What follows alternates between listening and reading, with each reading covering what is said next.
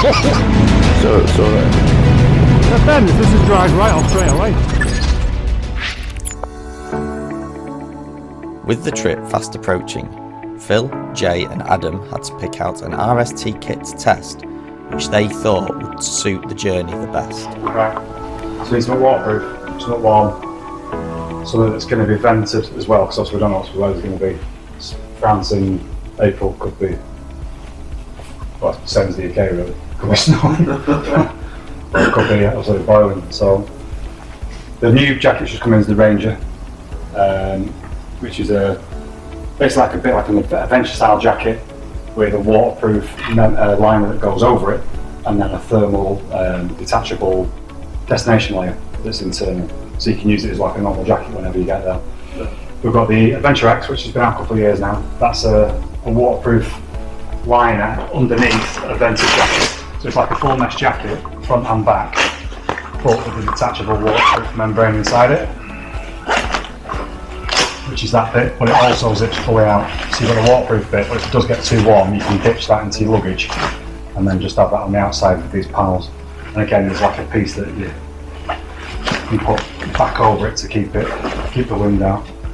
The other new one is the MAVERICK Evo, which replaces the Maverick, which again is very similar to the Adventure X, but it doesn't have like the PU shoulder. So slightly more touring as opposed to adventure or sports touring, but again, same kind of idea with the flaps that kind of close and open up. The difference with this one, it's got a thermal liner where the Adventure X hasn't, because it's more of an adventure kind of enduro jacket. You don't really need that thermal liner as that, and then you've got the Paragon 6, which is kind of like the Swiss Army knife, just kind of does everything. The only thing I'd say with this is the venting probably isn't the same. We've just got a couple of vents open here to let some air in. Whereas this style vent there, so they vent open completely, so you've got that. And then with the new Ranger, big panels again that open up.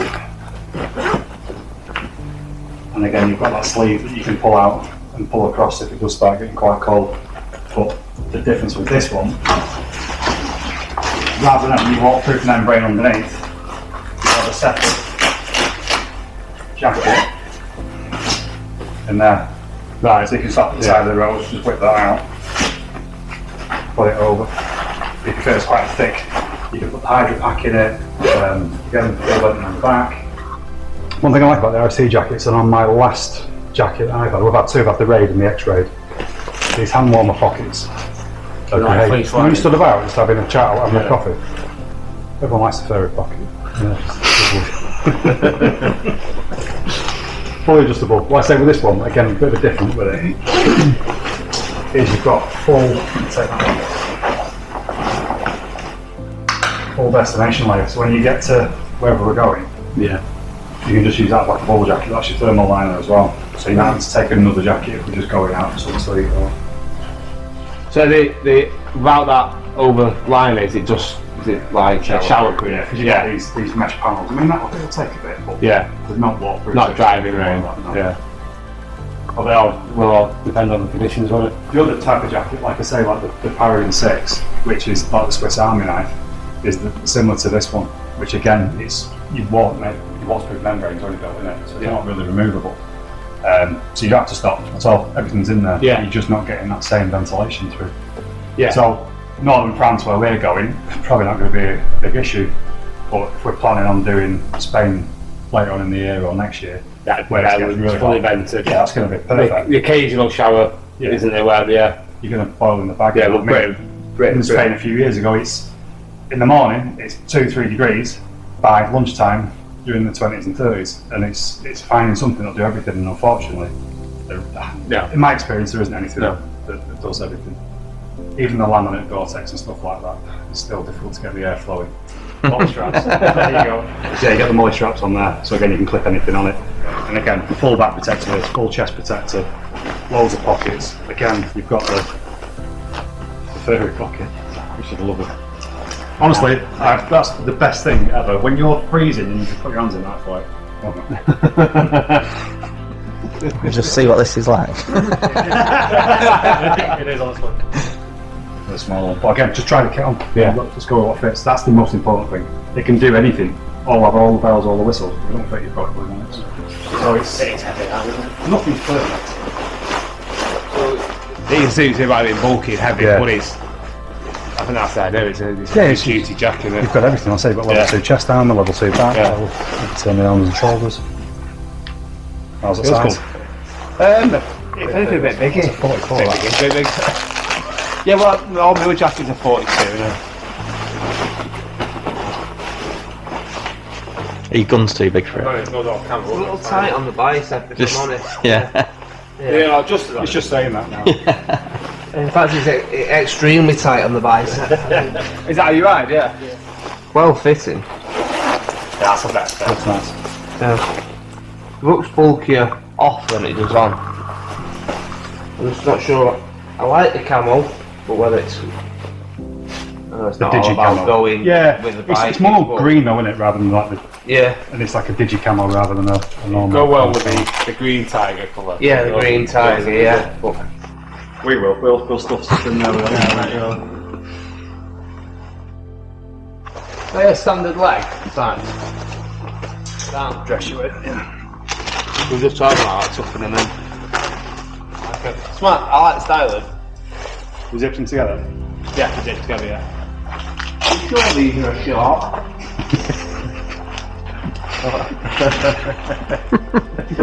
What size waist then?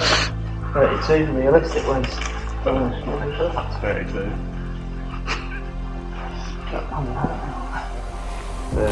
Oh, I like that, yeah.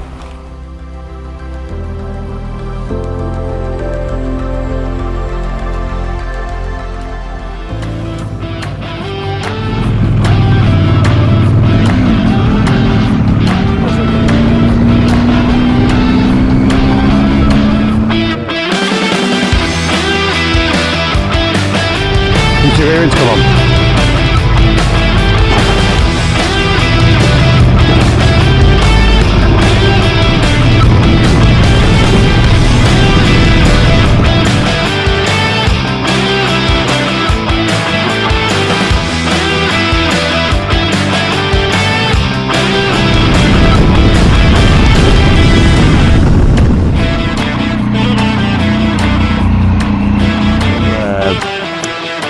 Level of significance on it.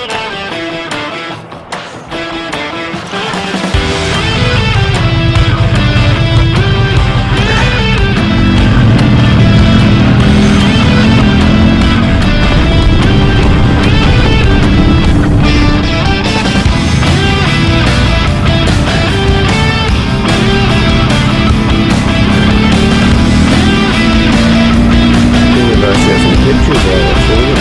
Got a picture of something.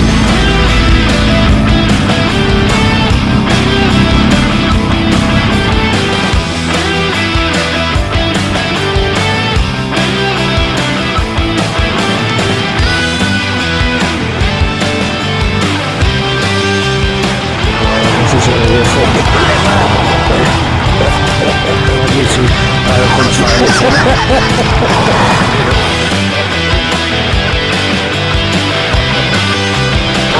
the fascination with that, isn't it?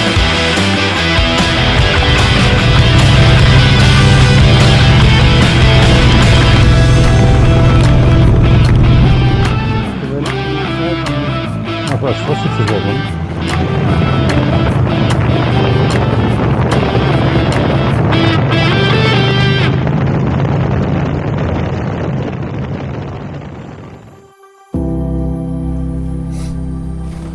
It's already videoing. Fucking makeup for him. No. Oh, his hair. Yeah, on the hair. Yeah. I don't know. What's the? What was the trip? Ride your bike and get pissed, right? Right. Was it? Where did you go? From here to Portsmouth. No, we went down to Felixstowe, not Felixstowe. Felixstowe. So. Yeah, down to the Channel. And there was no scenic route that way. We just literally had to jump on the back to the M25 and then down. I think we'd down underestimated how much further we had to go. Well, I underestimated everything because when we got to France, That was a haul, wasn't it? It was a haul across the Calm. Google wise, it wasn't an 8-hour trip. We went on the A roads, and a couple hours in, we looked how far off, and we were like, we've moved out this long. So we had to go the toll roads, didn't we? And get over there. Yeah. So down to Cairn in Normandy. Well, I presume it's still Normandy times, but yeah, Cairn, and then from there we did day trips out of it. Yeah. Pikey Hook, the Memorial Cemetery. Yeah. That was eye opener. Yeah. Yeah, it was one. It was. You kind of see pictures, don't you? And you kind of think you know what you're going to expect. But when we did the American cemetery, that was wow. You kind of walking up to it, and there's a big building on the right where there's I can't remember the names now. It was a while ago, but you kind of look left and you just see the rows and rows and rows of gravestones, and it's just like wow. It's just under 10,000, was it? Yeah. You look down and it's absolutely perfect straight line across. It's just it's unbelievable. Field after field after field after field. It's scary, really. Yeah, and that's right next. You go to the edge of it, and it's the cliff down to the beach. You can still see some of the them big concrete. What do they call pontoons? And Point the Hook Grid. That was where the American SAS Special Force. So they went up Rangers. the cliffs. The Rangers. Went up the cliffs to take out the turrets. You know, went in and out the turrets, didn't we? Yeah, there's some cliffs as well left to scale to get up there. There's a big hill. Was there a seal in the sea, wasn't there? There was a seal in the sea. Not a neighbour seal. No, that's an old seal, French seal. What's the difference between a French seal and an English seal? It was in France. The language barrier. Well, that was a good trip, wasn't it? It was, really good. I'd say it was an eye opener. It was, parts of it were not airy. What's the word? I know what you mean. Yeah. It was, Humbling, I suppose. humbling. Very. We extended it. We went. Yeah, it was supposed to be 6, 7.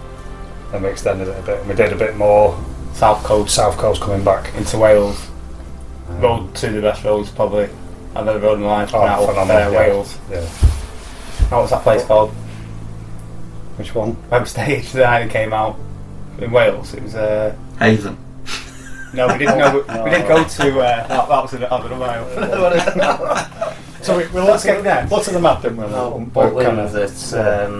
Minehead, yeah. But It'd been that's what refurbished. we booked the hotel, didn't we, in France, months in advance, and then the rest of it we were just going to do on the road. So the first day, we just kept driving and eventually just found somewhere we just booked it. 150 odd quid, I think. So then the rest of it, in the mornings, we booked for that night somewhere else, didn't we? And the rest of not the bit in France, but coming back, got some bargains, didn't we? Really?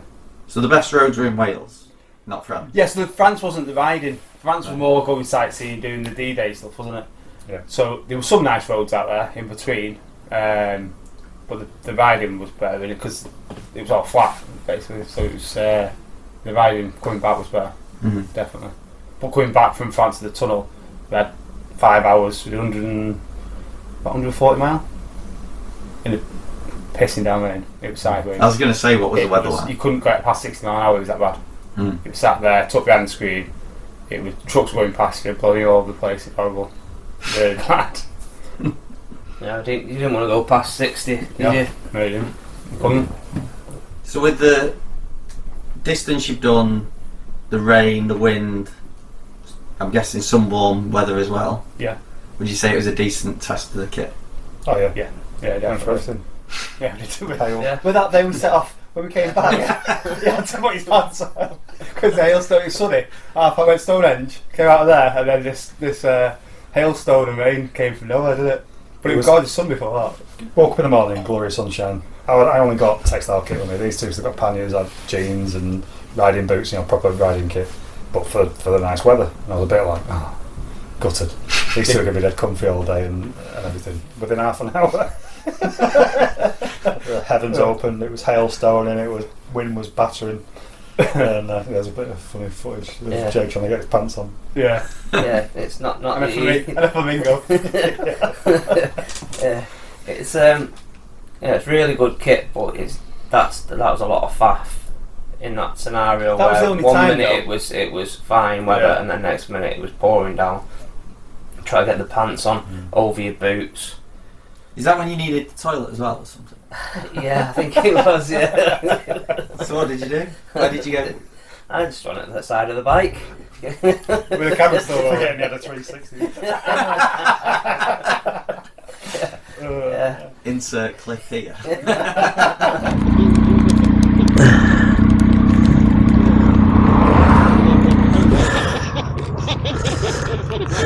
What?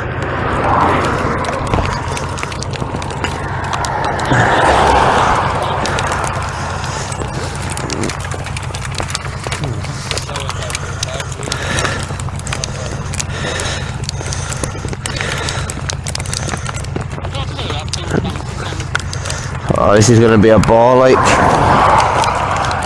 An absolute f***ing ball like. I have to take my boot off to put one leg in. Oh, this is going to be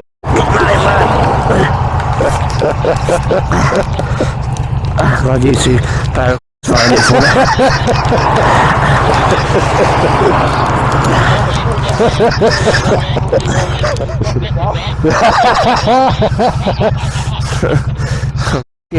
I'm out this first anyway. Yeah. No, nobody wants to see that. He'll record it. Jay,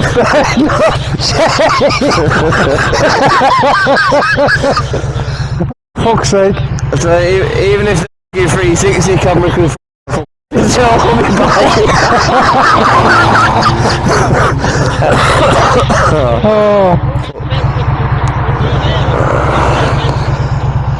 Oh, yeah.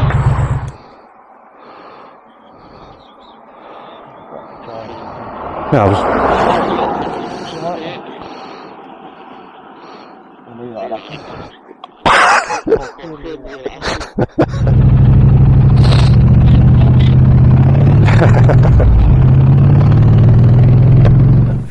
Yeah, and then a flamingo came from somewhere. I don't know where that came from. But we were obviously all on intercoms, and it was so funny.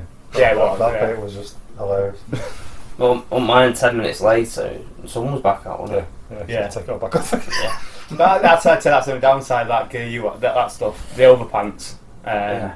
But this stuff I had, saying that driving rain, got to the tunnel and the back of my neck was wet, which the way it was driving, there's no way you're going to keep out. And I had a little wet patch here and one there. And what I'd realised, those two little vents there, the tags, because I'd had it open day before, I hadn't fully shut it. It was just slightly open, and that was the only place. Because I've had other gear days, so in that way I've ended up soaked, puddled round the legs and that stuff. That was a proper test. It didn't.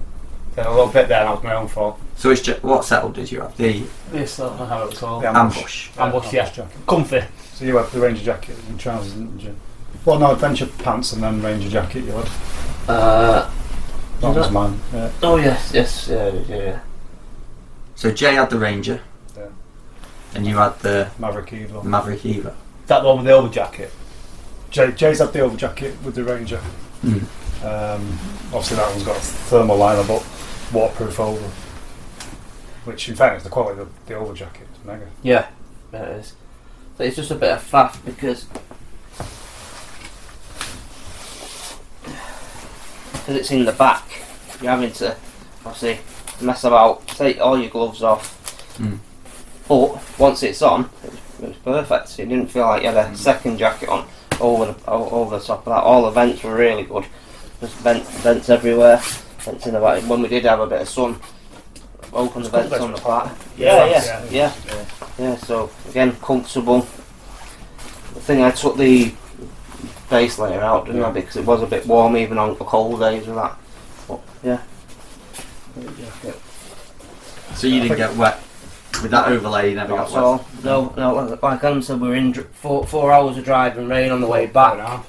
At least. I was bowling dry completely. So yeah, I was. I think with the over jacket you kind of got to decide before you set off whether you're going to want it on or Yeah. and put it over the jacket, then put your jacket on. So there was that one day, wasn't there, where we set off in glorious sunshine and then ended up in. When it happens, doesn't it? But it was stopped for a couple of minutes. You were covered and we're back on the road, weren't it? It's only the same as putting on an aftermarket waterproof oversuit, but it's breathable, isn't it? 'Cause it's the Sinaqua material. And it's a lot thicker as well as the line suit, and it's got a bit of stretch to it. So it's they are nice. Mm. And I have the Maverick Evo, which mega comfortable, dry. My only downside for me, it was cold. Quite a lot of air came in. But the style you're bike, yeah, because obviously there's no protection at all. It's a naked bike. Yeah. Because you two were on Tiger 800 with the big screen and everything, and Phil was on heated grips, heated seat, cruise control, everything, the works. And You Phil was on the Bonnie Yeah. with a tiny little screen, and that's it. Yeah, the screen's just useless. It's for looks, I think, than anything else. It does absolutely nothing. Mm. Yeah, we swapped, didn't we, though? A couple of times, swapped bikes, especially in Wales, on them roads we were riding. And it was a lot of, it was different for you, wasn't it? Yeah, taking that wind away was good, but for me, because the way these are designed here, the flaps, the air was still getting in that, and even though it's got a liner, a thermal liner and a waterproof liner in there, there was enough wind getting in it to be circulating cold air, which again makes you feel cold. So, but other than that, dead comfy. I mean, that on a nice day would be perfect, which it was on one or two of the days in France. But when you sat there for 3-4 hours, just sat with the wind just hitting you, and that's all you think about is like, I'm getting cold now. And I didn't have heated grips or heated seat. Yeah. Any of that. Do you think it was? So was it the seating position on the bike that caused? Yeah, I mean, I didn't really feel it on Adam's bike when I was riding that, or Jay's, but I wasn't thinking about that at the time. I was thinking about the twisties in front of me, so it was one of them. But yeah, it wasn't noticeable. Whereas on mine, it's really noticeable. So just a style of bike, I suppose. But same with everything that you've got. So could you have done anything to change the draft then? Could you have put like a base layer? I put a base layer on, a little bit warmer, but it's the constant draft that made even the zip together. The air was still kind of getting in, but like I say, so probably more of a warm weather adventure jacket. Definitely not 4 season, definitely 3 season. I mean, that was April. It's like in April, it's cold and can be nice in the same day. As we found out. April showers and hailstorm, everything, didn't we? Live from that day anyway. Dropped from 20 degrees to 10 degrees quite quick. I'd say that if we were going with sort of northern France, there's not much difference in whether if we were going all the way down sort of into Spain, that'd be too much, and then that'd come into play, and then on the way back the other way.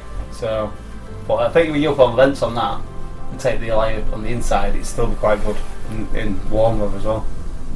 Yeah.